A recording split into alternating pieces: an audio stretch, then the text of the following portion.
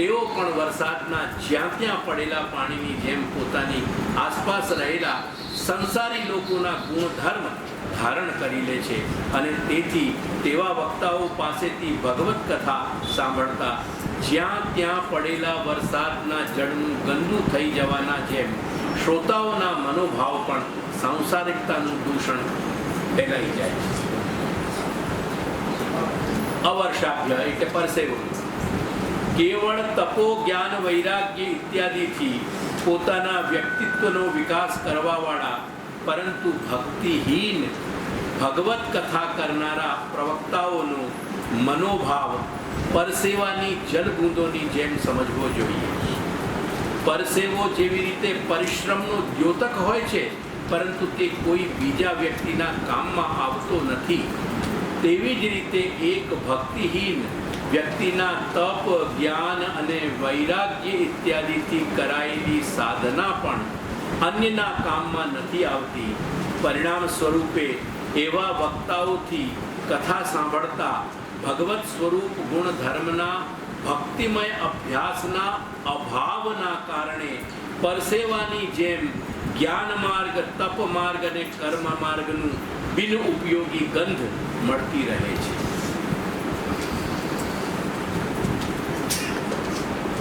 રાદુની પર્વત વગેરેથી પડવાવાળા જલપ્રપાત કે ઝરણાઓનું જળ નિર્મળ, શીતલ, સ્વચ્છ, મધુર તથા શ્રવણ, દર્શન અને સ્પર્શ પ્રિય હોય છે અને તેના વ્યવહારથી તેના ગુણ મનોહારી, તાપહારી અને સુખકારી હોય છે. તેવી જ રીતે ભગવત કૃપા અને મહાપુરુષોની કૃપાથી જેઓને ભગવાન શ્રી કૃષ્ણના દિવ્ય મધુર ગુણોનું અલૌકિક જ્ઞાન પ્રાપ્ત થાય છે, ત્યારે આવા વક્તાઓના મુક્તિ ભગવત ગુણગાન કોઈક પ્રપાત, ઝરણાની જેમ મનોહારી, તાપહારી અને સુખકારી બની જાય છે. પરંતુ આ સુખદ અનુભૂતિ ઝરણાને શોધી લેવા પર જ થતી હોય છે. તેવી જ રીતે આવા ભગવદીઓને શોધી લેવા પણ પ્રયત્ન સાધ્ય હોય છે, પરંતુ જ્યારે મળી જતા હોય છે ત્યારે તેઓના મુખથી કથા શ્રવણના કારણે સંસારના તાપોનું શમન થાય છે. પ્રપાત કે ઝરણાની સંગીતમય લહેરીની જેમ ભગવદ લીલાની સ્વર લહેરીઓ તેઓના અંતઃકરણમાં અભિવ્યાપ્ત થઈ જાય છે.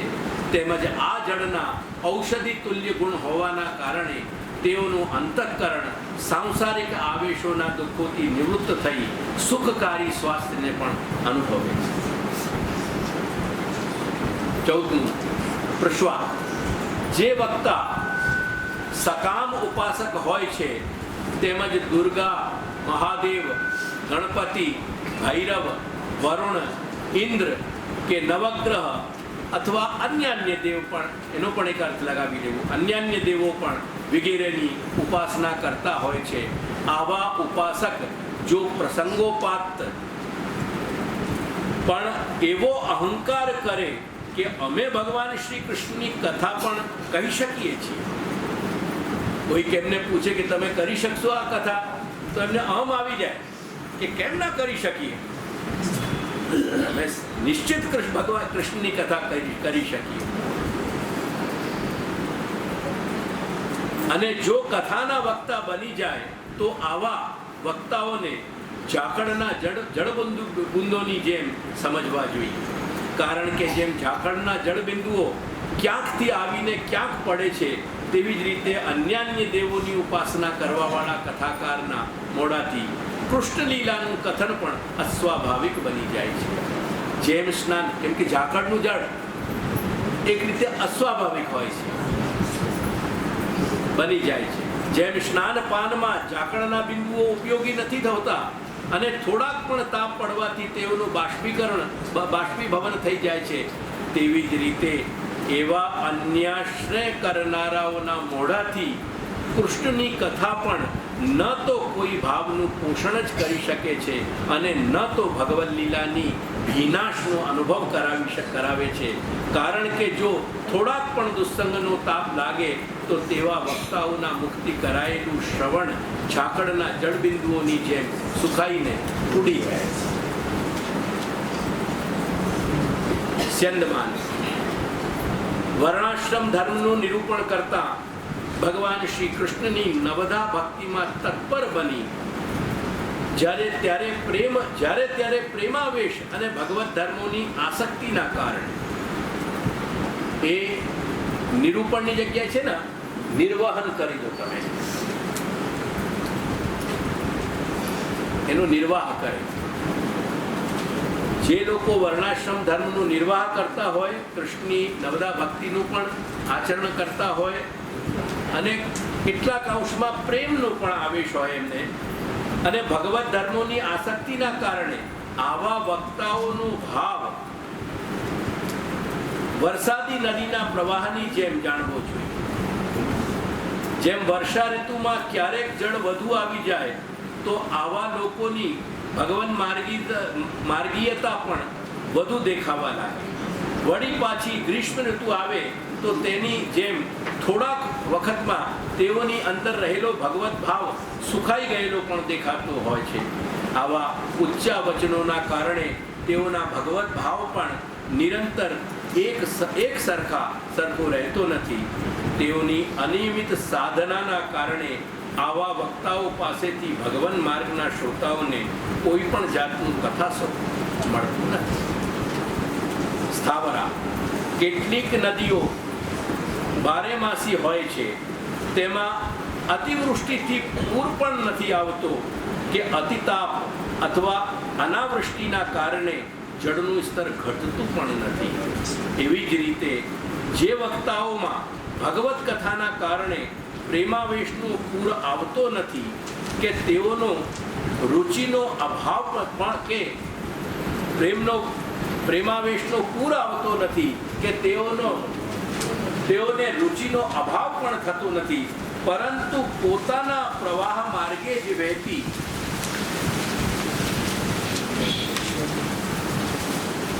નદીઓની જેમ સામેથી પ્રયાસ કરીને તે ભગવત ભક્તોનો કોઈ પણ ઉપકાર કરી શકતા નથી. સંયોગથી જો તેઓ પાસે પહોંચી જવાય, જેમ નદી આ પ્રમાણે એક જ પટ પર જે વહે નદી, ત્યાં કોઈ પહોંચે તો એને સ્નાન પાન વગેરેનો લાભ મળે, પણ એનું જળ કોઈની પાસે જતું નથી. તેથી તો સ્નાનપાનનું કથાનું સુખ મળે પણ ખરું, ન પહોંચી શકાય તો કોઈ પણ ઉપલબ્ધિ થતી નથી. નાદેય કેટલીક નદીઓ પોતાના આ ઉપર સાથે આ પણ જોડાશે. કેટલીક નદીઓ પોતાના મૂળ ઉદ્ગમ સ્થાનથી નિરંતર પ્રવાહ મળવાના કારણે પ્રવાહિત થતી રહેતી હોય છે, પણ પોતાના ભૂપટના એનો જે રિવર બેડ છે એ ભૂપટના ભેદના કારણે વર્ષા કે ગરમીથી તેઓમાં રહેલું જળ વધતું ઘટતું રહે છે. જેમ એનાથી પહેલાની જે નદીનું ઉદાહરણ આપ્યો એમાં વધતું ઘટતું નથી, આમાં વધતું ઘટતું હોય છે. એવી જ રીતે આવા વક્તાઓ પાસે કથા સાંભળતા ક્યારેક શ્રોતાઓના ભાવમાં વૃદ્ધિ જોવા મળતી હોય છે, તો ક્યારેક તેઓના ભગવદ આચરણમાં શિથિલતા પણ આવી જતી હોય છે. છતાં જેમ આવી નદીઓમાં વધઘટ હોવા છતાં તેઓનો જળ પ્રવાહ કદી અવરુદ્ધ બનતું નથી, તેવી જ રીતે શ્રોતાઓનું ભાવ સિંચન થતું જ રહેતું હોય છે. એ ભાવ સિંચનમાં અવરોધ આવતું નથી. સૈંધવી કેટલીક મહાનદીઓ સમુદ્રગામિની હોય છે અને તે પ્રાકૃતિક ઋતુચક્રથી પ્રભાવિત થતી નથી. આ ત્રીજો પાસો પણ ઉપરની સાથે જોડાઈ જાય છે, ઉપરના ગુણધર્મોના. આવી નદીઓમાં જલવૃદ્ધિ તો થતી દેખાય છે, પણ જલ કદી એ ઘટતું નથી. જેમ ઉપરવાળી ઉદાહરણમાં જેમ ઘટતું વધતું બતાવ્યું છે એવી રીતે ઘટતું નથી. તેવી જ રીતે આવા વક્તાઓના ભગવત ભાવ સંગદોષથી પણ અપ્રભાવિત રહે છે. ત્યારે આવા વક્તાઓથી શ્રવણ પઠન કરવાથી વક્તાઓને પણ દેશકાળના પ્રભાવથી અસ્પૃષ્ટ રહી પોતાનો ભગવત ભાવ સાચવી રાખવાનો ગુણ મળી રહે છે. એટલે શ્રોતાઓને, આ વક્તાઓને શ્રોતા કરી લે. પઠન પાઠન કરવાથી, શ્રવણ પઠન કરવાથી વક્તાઓને પણ નહીં પણ શ્રોતાઓને પણ દેશકાળના પ્રભાવથી અસ્પૃષ્ટ રહી. જેમ વક્તાઓ એ નદીની માફક અપ્રભાવિત હોય છે ઋતુ વગેરેથી, ઋતુના ધર્મોથી, વર્ષા વગેરેથી, એવી રીતે આના શ્રોતાઓ પણ દેશકાળના પ્રભાવથી અસ્પૃષ્ટ રહી પોતાનો ભગવત ભાવ સાચવી રાખવાનો ગુણ વક્તાઓને પણ મળી રહે છે. સમજાઈ રહ્યું છે ને? ચલો આગળ. સમુદ્રિયા, સમુદ્રના 6 સામાન્ય અને 1 વિશિષ્ટ એમ 7 ભેદ ગણાવ્યા છે. તેથી ક્ષીરોદ, ઇક્ષુરસોદ અને સુરોદ આ ત્રણેય સાગરોની જેમ આવા 3 ગુણધર્મવાળા વક્તાઓ ભગવાન માર્ગીઓ માટે ઉપયોગી બનતા નથી. એક સમિંગ અપ કર્યું છે મેં અહીંયા. બાકી વિવેચન પહેલા બધું આવી જ ગયું છે. પણ આ 3 પ્રકારના સમુદ્ર જેવા સ્વભાવ રાખનારા જે વક્તાઓ હોય છે એ ભગવાન માર્ગના ઉપયોગી નથી હોતા. ઘૃતોદ અને ક્ષીરોદ જેવા સ્વભાવવાળા વક્તાઓ ભગવત ભાવના પોષક બની રહે છે. દધિમંડોદના સાગર જેવો ભાવ ધરાવનાર વક્તાઓ ક્યારેક ઉપયોગી પણ હોય છે, છતાંય તેઓથી ભગવાન માર્ગની કોઈ સારભૂત સમજ મળતી નથી. શ્રી મહાપ્રભુની દૃષ્ટિએ અમૃતોદ એટલે અમૃત સાગરના સ્વભાવને ધરાવનાર પૂર્ણ ભગવદીય મહાપુરુષોની ચરણ શરણમાં જવાથી નિશ્ચિતપણાથી વિભિન્ન ભક્તિ માર્ગના વિભિન્ન સ્વભાવ અધિકાર ધરાવનાર લોકોને અમૃત તુલ્ય ભક્તિમય નૂતન જીવન સંચાર મળે છે. શ્રી મહાપ્રભુની દૃષ્ટિએ અમૃતોદ એટલે અમૃત સાગરના સ્વભાવને ધરાવનાર પૂર્ણ ભગવદીય મહાપુરુષોની ચરણ શરણમાં જવાથી નિશ્ચિતપણાથી વિભિન્ન ભક્તિ માર્ગના વિભિન્ન સ્વભાવ અધિકાર ધરાવનાર, જુદા જુદા ભક્તિ માર્ગના જુદા જુદા સ્વભાવ અધિકાર ધરાવનાર લોકોને અમૃત તુલ્ય ભક્તિમય નૂતન જીવન સંચાર મળે છે. તેથી પુષ્ટિ ભક્તોએ અવતાર કાળના મુખાગ્નિ સ્વરૂપ ભગવાન વૈશ્વાનરના ભૂતલ પરના પ્રાકટ્ય મહાપ્રભુ શ્રીમદ વલ્લભાચાર્યના ચરણરજ મેળવી તેના વડે નખ શીખ પોતાનો અભિષેક કરી ભગવત સેવોપયોગી તનું નવત્વ મેળવવાનો સંકલ્પ કરી લેવો જોઈએ.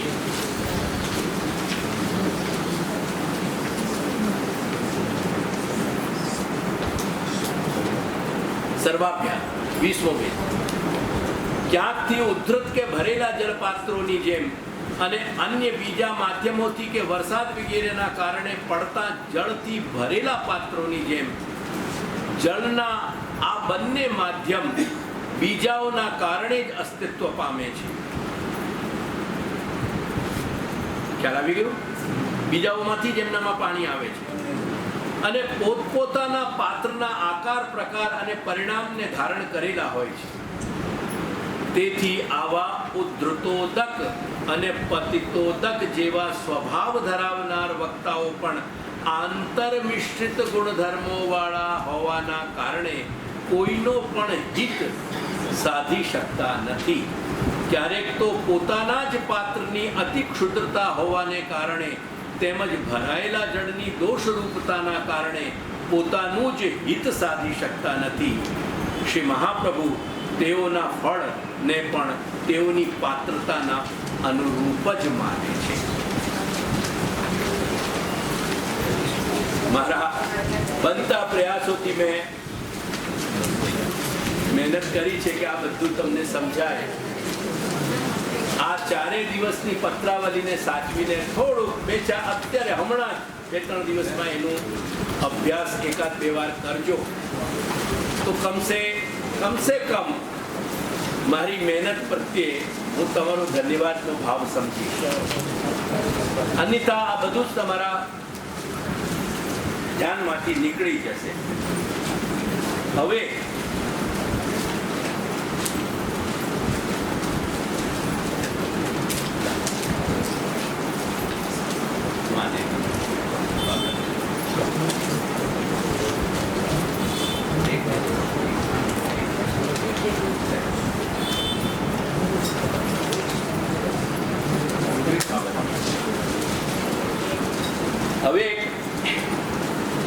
મનોવિરોધના કારણે, પણ સિરિયસ વાત છે, કેવલ મનોવિરોધ નથી. બધી પશ્ચિમી વિદ્યાઓના મારા અભ્યાસના પરિણામ સ્વરૂપે આ જળભેદ સાથે એક સીધું જે જોડાઈ જાય છે એવી થોડીક વાત હું તમને બતાવી રહ્યો છું. પશ્ચિમી ચિંતન પ્રમાણે મેન વોચિંગ, વ્યક્તિના વ્યક્તિત્વનું આકલન કરવા માટે, એસેસ કરવા માટે એનું ઓબ્ઝર્વેશન કરવું. સમજાઈ રહી છે મારી વાત? એનો ઓબ્ઝર્વેશન કરવું એટલે મનુજ પરખ, મનુષ્યની પરખ કરવી. તે એન્થ્રોપોલોજી નામના, એન્થ્રોપોલોજી એટલે માનવ ઉદ્ભવ અને વિકાસ વિજ્ઞાન. એ એન્થ્રોપોલોજીની ઘણી બધી શાખાઓ છે. એમાં એક સોશિયલ એન્થ્રોપોલોજી છે અને એના એક બહુ મોટા વિદ્વાન 60 અને 70 અને 80ના દહાકામાં થયા છે, ડેસમન્ડ મોરિસ. એના એક બહુ મોટા ગ્રંથના સાર રૂપે આ થોડુંક સંકલન મેં અહીંયા કર્યું છે, જે મેં લગભગ 1974ની આજુબાજુ જેનો અભ્યાસ કર્યો, 1974માં. એટલે મનુજ પરખ, એન્થ્રોપોલોજી એટલે માનવ ઉદ્ભવ અને વિકાસ વિજ્ઞાનનો અતિ મહત્વના મુખ્ય વિષયોમાં છે. એના મેઇન જે પ્રિન્સિપલ સબ્જેક્ટ્સ છે.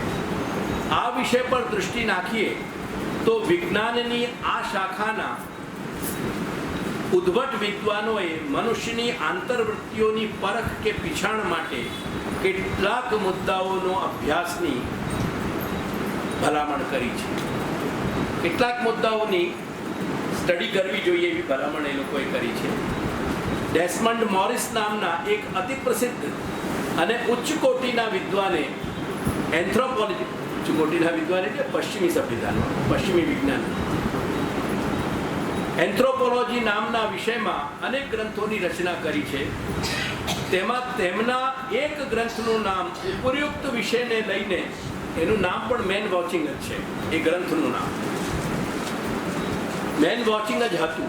આ ગ્રંથમાં એમના બતાવેલા મનુષ્યની આંતરવૃત્તિઓની પીછાણ માટે હ્યુમન ટ્રેટ્સ કે માનવ લક્ષણના વિષય ઉપર આ ગ્રંથમાં અનેક અધ્યાય નિયોજિત કર્યા છે, જેમાં બતાવેલા કેટલાક અંશો દૃષ્ટિગોચર કરવા માટે, તમારા દૃષ્ટિગોચર કરવા માટે હું અહીં રજૂ કરી રહ્યો છું. એ ઉતરતા કમ્પાઇલ થયેલો, એટલે એની બેટર કોપી પ્રિન્ટ થઈ છે, પણ ભવિષ્યમાં એને પ્રિન્ટ કરીને આની સાથે હું મૂકીશ.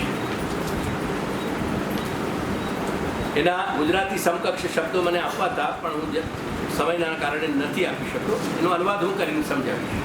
બિહેવિયર, આખું બિહેવિયર મનુષ્યનો આપણે થોડુંક ઓબ્ઝર્વ કરવું જોઈએ, એની સમજ મેળવવી જોઈએ કે જેથી તમે વક્તાને સમજી શકો. આ એન્થ્રોપોલોજીના પાઠ માટે મેં નથી અહીંયા ઉમેર્યું. તમે વક્તાને સમજી શકો એના વ્યવહારને જોઈને. આવો એક પ્રશ્ન અમારા નિકુંજનો હતો. નિકુંજે કહ્યું કે આ બધું તો સમજ્યું, પણ હવે એવા લોકોને કેવી રીતે સમજવા? ખ્યાલ આવે ને? એ સમજ માટે પણ સમજ તો આપણામાં જ આપવી જોઈએ ને. એના માટે કંઈ કોઈ ગેજેટ તો છે નહીં કે જે ગેજેટ આપણે લઈને ફરીએ અને પેલા માણસ સામે ગેજેટ એમ મૂકી દઈએ ને એની રીડિંગ આવી જાય. એનું બિહેવિયર સ્ટડી કરવું જોઈએ. એના એક્શન્સ, એની ચેષ્ટાઓ ઉપર આપણી દૃષ્ટિ હોવી જોઈએ. આ ડેસમન્ડ મોરિસની મેન વોચિંગમાંથી છે બધું. એના જેસ્ચર્સ, એની ચેષ્ટાઓ, એટલે ક્યારેક એના જે ઈશારાઓ થતા હોય, એના જાણે અજાણે સબકોન્શિયસ, કોન્શિયસલી ઓર સબકોન્શિયસલી, એ ઉઠવું, બેસવું, હલવું, ચાલવું, હલણ ફૂલણ વગેરે વગેરે વગેરે દરેક ચેષ્ટા, એવું થોડુંક એનો અભ્યાસ ધ્યાનમાં રાખવું જોઈએ, એનું ઓબ્ઝર્વ કરવું જોઈએ. બિહેવિયર, એક્શન્સ, જેસ્ચર્સ અને સિગ્નલ્સ એ એના દેહના હાથ પગના હલનડુલણથી, મોડાના જે જેસ્ચર્સ છે, આંખના કાનની જે ચેષ્ટાઓ છે, એના શબ્દો કેવી જાતના સંયોજિત થઈ રહ્યા છે, કેવા જાતના વાક્ય બોલી રહ્યો છે, કેવી રીતે એનું પ્રેઝન્ટેશન થઈ રહ્યું છે, એ બધા સિગ્નલ્સ આપણને પકડવા જોઈએ. ડિસ્પ્લે, ક્યારેક કાંઈક દેખાડવા માટે, આપણા માટે કાંઈક એના સ્વાભાવિક વ્યવહારને મોડિફાઈ કરીને, એને બદલીને એ કરી રહ્યો છે, એ ઓળખતા થાવ કે આ વ્યવહાર એનો કૃત્રિમ છે કે સહજ છે. એ ડિસ્પ્લે શું કરી રહ્યો છે, એનો બોડી કોન્ટેક્ટ, એના શરીરની કેવી રીતે ચેષ્ટાઓ છે, ઇવન આપણી સાથે હળતા મળતા, એ આપણા બોડીના કોન્ટેક્ટમાં આવી રહ્યો છે કે આપણને ક્યાંક એ રીતે સંકેત આપી રહ્યો છે. ઓટો કોન્ટેક્ટ, એના જાણ્યા અજાણ્યા સબકોન્શિયસલી એનાથી શું ચેષ્ટાઓ બની જાય છે, જે એ મોટિવેશનથી નથી કરી રહ્યો, જાણી જોઈને નથી કર્યું પણ થઈ જાય છે. નોન વર્બલ લીકેજ, એના વ્યવહારમાં શબ્દો નહીં પણ બીજી ચેષ્ટાઓથી કોઈ મિનિંગફુલ લીકેજ, એટલે કે નિઃશુદ્ધ થઈ જાય, નીકળી જાય કોઈ વાત. કોન્ટ્રાડિક્ટરી સિગ્નલ, ક્યારેક એને કોઈક વાત કહી હોય અથવા આપણી સામે કોઈક રજૂઆત કરી હોય અને જાણે અજાણે ફરીથી બે એક વખત મળવાનું હોય એ વખતે બીજી કે ત્રીજી મુલાકાતમાં એ પોતે જ પહેલી વાતને વિસ્તૃત કરી અને પહેલા જે સિગ્નલ આપ્યા હોય, પહેલે જે વાત રજૂઆત કરી હોય એનાથી કોન્ટ્રાડિક્ટરી વાત કહી. એવા સિગ્નલ્સ ધ્યાનમાં રાખવા જોઈએ.